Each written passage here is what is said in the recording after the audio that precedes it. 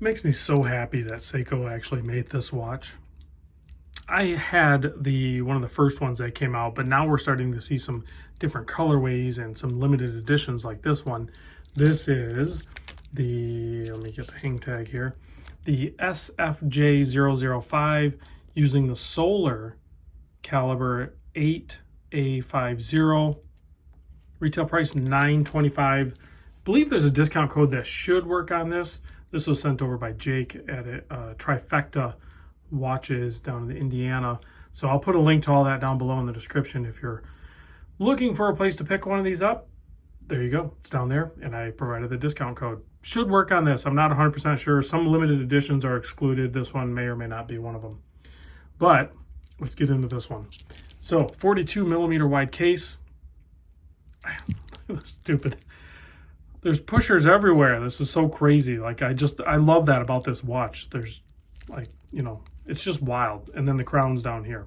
Anyway, 42 millimeter wide, 48 millimeter lug to lug, thickness 13 millimeter. You have a single dome sapphire crystal, 20 millimeter lug opening, bracelet tapers down to 18, and then you just have a simple fold over clasp with one micro adjust. It is a limited edition. There's 4,000 of them. It says it right on the case back, kind of. There you go. Water resist, 10 bar, 100 meter, whatever you want to call it. This is the Prospex SpeedTimer Solar Chrono 1/100th chronograph. So I think, how do we get it going here? Okay, so that puts it into chrono mode, and then we can start. There we go. I kind of vaguely remember. But look how fast that thing spins. It's super spazzy, just like the overall look of the watch. I love this kind of brown, coppery tones to it on the main plate, and then you have a really nice polished gold look surrounding the subdials. These will stop spinning that fast, just as like a power reserve kind of thing, once it gets to a certain counter. But it is solar, so that's good. Even without a solar charge, it'll last 6 months.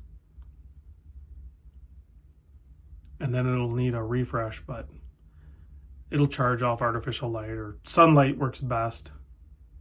Just put it in your windowsill or something, or charge it up, no big deal. I think those will stop right about the minute mark, if I'm not mistaken. Yeah.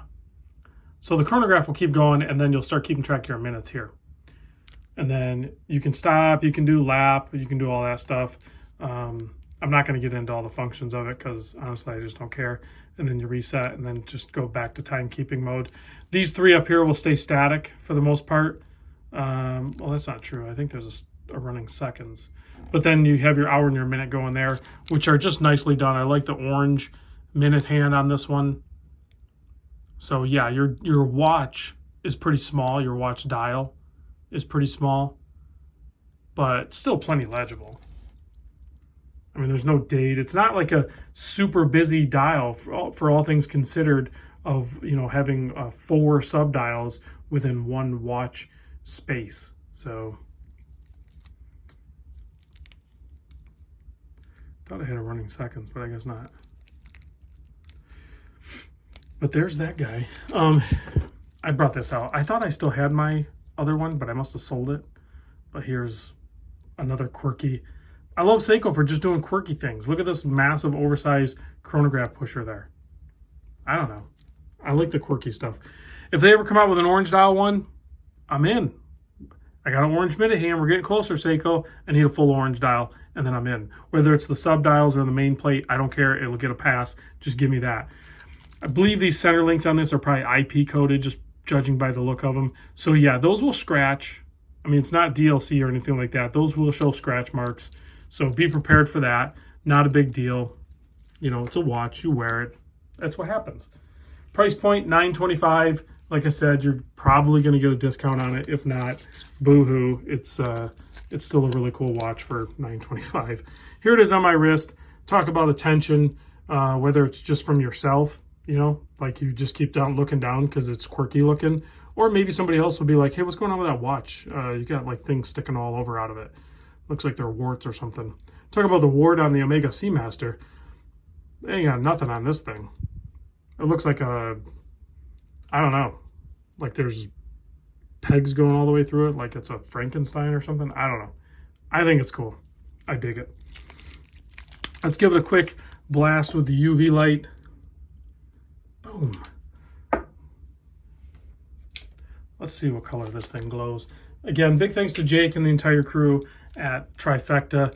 Yeah, so that looks funny too, because it's like, you know how big the watch is, and then there's just like this little watch miniature there. It like kind of messes with your head a little bit. Still plenty legible, day or night though.